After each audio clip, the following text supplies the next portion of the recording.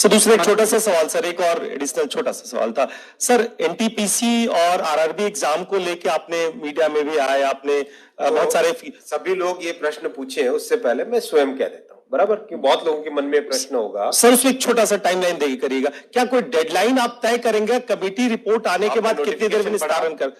आपने चलिए मैं पूरी बात बता देता हूँ जिससे कि सबके मन में ये प्रश्न है, तो क्यों ना मैं पहले बता दूं। देखिए, रेलवे ने रिकॉर्ड एम्प्लॉयमेंट करने के इरादे से वैकेंसीज निकाली थी 2019 में। रेलवे की नौकरी आप सब जानते हैं बहुत ही लोगों को पसंद है, क्योंकि एक स्टेबल ऑर्गेनाइजेशन है, लॉन्ग टर्म ऑर्गेनाइजेशन है। ये ऑर्गेनाइजेशन जिसका देश भर में विस्तार है, हर सबसे जन जन से जुड़ा है, एक इमोशनल कनेक्ट है, इसलिए एप्लीकेशंस निश्चित तौर पे बहुत ज्यादा आएंगी ही आएंगी, बहुत ज्यादा से ज्यादा नौजवान इससे जुड़ना चाहेंगे ही चाहेंगे। एप्लीकेशंस खूब संख्या में आई, 1 करोड़ से ज्यादा आई एनटीपीसी कैटेगरी में भी और लेवल 1 कैटेगरी में भी 1 करोड़ से ज्यादा दोनों जगह आई एप्लीकेशंस। परीक्षा की तैयारी चालू हुई, परीक्षा के हिसाब से पहले जिनको अपॉइंट किया गया उसके बाद में आया कि नहीं टेंडर करना चाहिए, टेंडर के हिसाब से सीवीसी के रिकमेंडेशंस आए, उसके हिसाब से वापस टेंडर करके नया एक अपॉइंटमेंट हुआ कि ये टेस्ट की एजेंसी होगी। टीसीएस को सेलेक्ट किया गया एनटीपीसी के लिए, और मेरे ख्याल से एनएससी है ना, एनएससी को सेलेक्ट किया गया लेवल 1 के लिए, राइट। मैं पूरी बात बता देता हूँ जिससे किसी के मन में कोई संदेह न रहे। एग्जाम डिस्पाइट कोरोना का जो ऐसा कालखंड था जो आप सब जानते हैं, हम सब ने झेला है उस कालखंड को, उस कालखंड के दौरान भी एकदम ट्रांसपेरेंट वे से टेस्ट किया गया। उस टेस्ट में आप सब जानते हैं कि कहीं से कोई किसी तरह की पेपर लीक की बात नहीं है, कहीं पे कोई मैनिपुलेशन की बात नहीं है, बहुत अच्छे तरीके से टेस्ट हुआ। रही बात शॉर्ट लिस्टिंग की, जहां पे छात्रों के मन में एक उद्वेग आया, और एक मैं कहता हूं हम लोग संवेदनशील सरकार है, हमारे मन में ये भावना है कि हम सेवा करें, हमारे मन में ये भावना नहीं कि हम राज करें।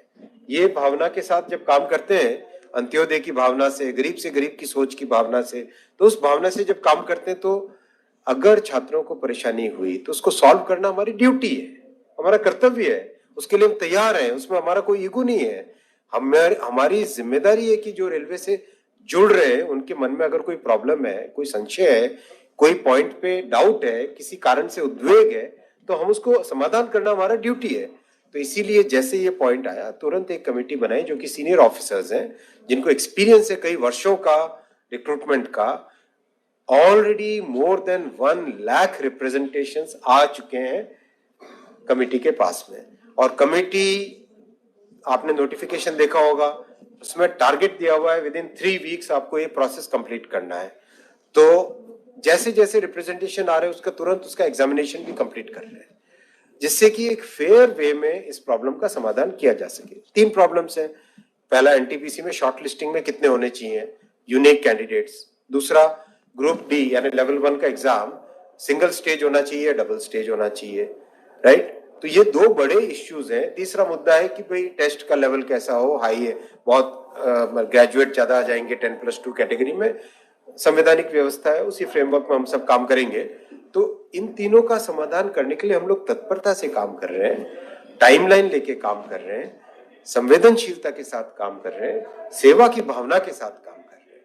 इसमें हमारे मन में, हमारी नीयत में, हमारे तरीके में, हमारे प्रोसेस में कहीं पे संदेह की बात ही नहीं। एकदम क्लियर स्पष्ट वे में मैं सभी छात्रों से निवेदन करता हूं, हम उस प्रोसेस से गुजरे हुए हैं।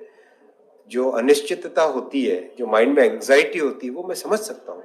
मतलब हमें भी ध्यान है कि ट्रेन में स्लीपर कोच में नीचे अखबार बिछा देते थे और उसमें सो जाते थे, स्टेशन जहाँ पे सेंटर होता था वहां तक जाते थे, कहाँ रिजर्वेशन करवाने के हालत कहाँ होती थी, आर्थिक स्थिति कैसी होती थी, हमें ये पता है। जिया सराय में रह के रहना, एक ही दोस्त के घर में 7-8 लोग हम रह जाए, एक रूम में रह जाए, ये सब आप सबने देखा है, हमने भी देखा है। हमारे छात्रों की जो भावना है, उस भावना को हमने महसूस किया हुआ है, उसके साथ संवेदनशीलता से डील कर रहे हैं। मैं नहीं कहता कि इसमें अगर किसी को भी कोई भी डाउट हो तो एकदम खुले में प्रश्न पूछिए, कोई दिक्कत नहीं है, हम एकदम ट्रांसपेरेंटली इसके ऊपर काम करेंगे। धन्यवाद। मैं माननीय प्रधानमंत्री श्री नरेंद्र मोदी जी को हृदय से धन्यवाद देना चाहता हूं कि रेलवे के लिए अभूतपूर्व, इससे पहले आज तक कभी इतना नहीं हुआ, इतना रिकॉर्ड इन्वेस्टमेंट आपने अप्रूव किया, बजट में एलोकेट किया। आपको बहुत बहुत धन्यवाद। धन्यवाद।